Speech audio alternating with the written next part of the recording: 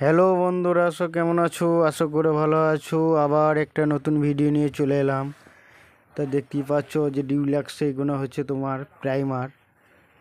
সব কোটায় প্রাইমারের বালতি আছে। 1 কোট সোনাসে মারা হয়েছে, 1 কোট প্রাইমার মেরেছি, দিয়ে 2 কোট কালার করা হবে। এই রুমটা হচ্ছে তোমার বার্জারে কিছু রং আছে, কালার 1 কোট করে চাপানো হয়েছে।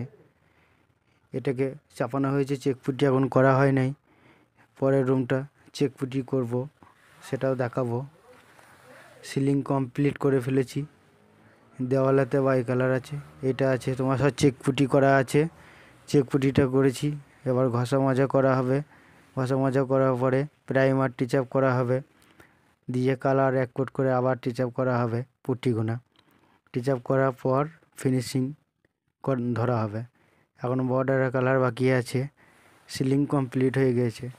ভিডিওটি যদি ভালো লাগে লাইক কমেন্ট শেয়ার করবেন, আর ভিডিওটা শেষ পর্যন্ত দেখতে থাকবেন।